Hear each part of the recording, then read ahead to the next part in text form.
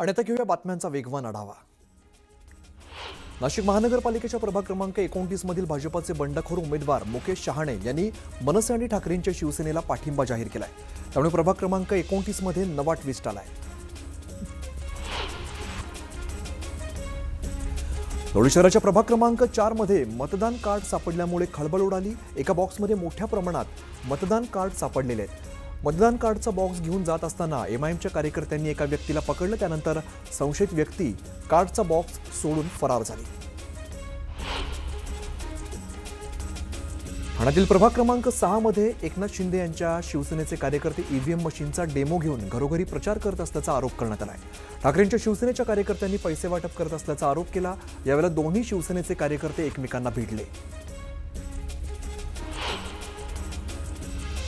छत्रपती शिवाजी महाराजांबाबत वेगळी भूमिका मांडणाऱ्या उद्धव ठाकरेंनी माफी मागावी असं म्हणत ठाकरेंचे लोक पैसे वाटतात आणि आमच्या पक्षावरती आरोप करतात अशी टीका शहाजी बापू पाटील यांनी केली आहे। संजय शिरसाट यांच्या मुलीच्या उमेदवारीवरून भाजप शिवसेनेत जुंपली। तुम्ही कसले पालकमंत्री, आम्ही इथले मालक, तुमचं विसर्जन अटळ आहे असं म्हणत संजय केनेकरांनी शिरसाटांवरती टीका केली आहे। पुण्यातील कसबा परिसरात जोरदार बॅनरबाजी करण्यात आली। वारसा हवाय की विकास असा मजकूर बॅनरवरती लिहिण्यात आलाय। घराणेशाही विरुद्ध लोकशाही असा पोस्टरच्या द्वारे प्रचार करण्यात आलाय।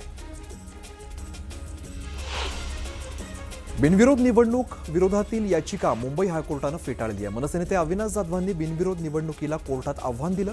दरम्यान चुकीच्या मुद्द्यांवर युक्तिवाद करत असल्याचा निर्वाळा देत कोर्टाने वकील असीम सरोदेंना सुद्धा फटकारलेला आहे। त्यामुळे बिनविरोध निवडून आलेल्या उमेदवारांना दिलासा मिळालाय। निवडणूक प्रचार संपल्यानंतर काढलेल्या नव्या परिपत्रकावरून राज ठाकरेंनी टीका केली आहे। पत्रकं वाटू शकत नाही, मग पैसे वाटू शकता का असा सवाल करत त्यांनी टोला लगावलाय।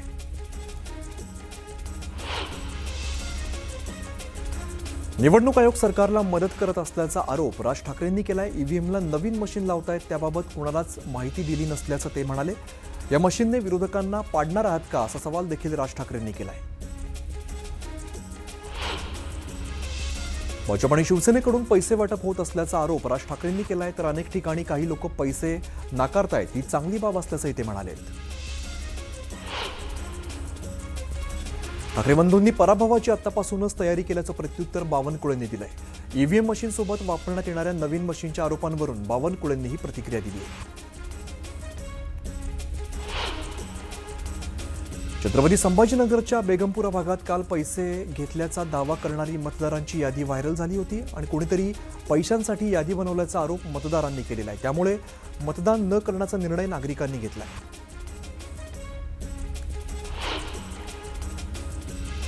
मुंबईत शिवतीर्थ निवासस्थानी उद्धव ठाकरेंनी राज ठाकरेंची भेट घेतली। यावेळेला दोन्ही ठाकरेंचे कुटुंबीय सुद्धा उपस्थित होते। राज ठाकरे आणि उद्धव ठाकरेंनी मुंबादेवीचं दर्शन घेतलं। यावेळेला दोन्ही ठाकरेंचं संपूर्ण कुटुंब उपस्थित होतं। ठाकरे बंधू एकत्र आल्यानंतर पहिल्यांदा दोन्ही कुटुंबियांनी एकत्र दर्शन घेतलंय। अमरावतीच्या वरुड नगर परिषदेत भाजपाला समर्थन दिल्याने काँग्रेसच्या 2 नगरसेवकांचं निलंबन करण्यात आलंय। नगरसेवक मोहम्मद निसार मोहम्मद शौकत आणि भाग्यश्री निलेश अधव या दोघांना निलंबित करण्यात आलेलं आहे। निलंबित नगरसेवक आता भाजपामध्ये थेट प्रवेश करणार आहेत। पुणे जिल्हा परिषद निवडणुकीसाठी भाजपाने स्वबळाचा नारा दिलाय। भाजपाचे आंबेगाव तालुक्याचे निवडणूक प्रभारी जयसिंग एरंडे यांनी पत्रकार परिषदेतून ही घोषणा केली आहे।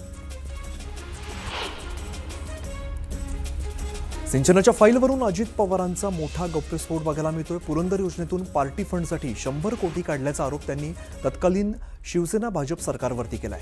त्यामुळे राजकीय वर्तुळात खळबळ उडाली आहे।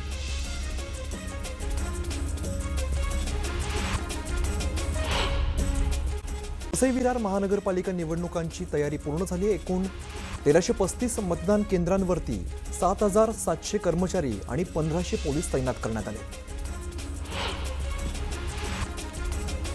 मुंबईत मतदानाबाबत जनजागृती करण्याची विशेष मोहीम राबवण्यात आली। विविध रंगांच्या माध्यमातून मतदान केंद्रांची उभारणी करण्यात आली आहे। मतदारांना त्यांच्या आवडत्या रंगाच्या बूथवरती जाऊन मतदान करता येणार आहे।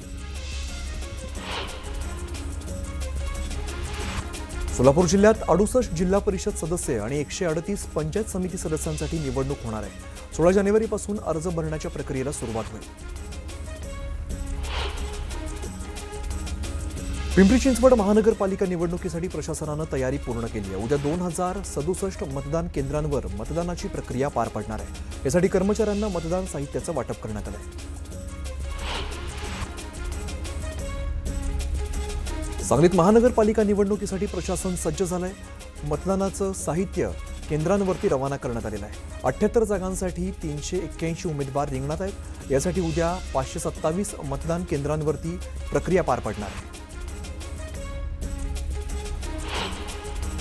पुण्यातील प्रभाग क्रमांक 40 मध्ये रोख रक्कम आणि वोटर स्लिप आढळल्यामुळे खळबळ उडाली आहे. या प्रकरणी पोलिसांनी 2 वाहनं ताब्यात घेतली आहेत.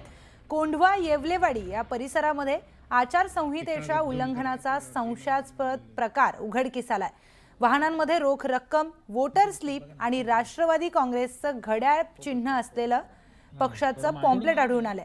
पोलिसांनी दिलेल्या माहितीनुसार इनोवा गाडीमध्ये अंदाजे 1 लाख रुपये सापडले आहेत आणि गाड्या ह्या ताब्यात घेण्यात आल्यात. FST आणि पोलीस स्टेशनच्या स्टाफने बदेनगर या एरियामध्ये व्हिजिट केली आणि त्या ठिकाणी 2 व्हेकल जे आहेत ते 4 चाकी ज्या होत्या तर त्या संशयास्पद आढळून आल्या. त्याच्यामध्ये एक जी व्हेकल आहे इनोवा आणि एक ब्रिझा आहे. इनोवा व्हेकल ही ओपन होती तर त्याची पडताळणी केली असता त्याच्यामध्ये मतदार यादी आणि 1 लाख रुपये कॅश अशी मिळालेली आहे.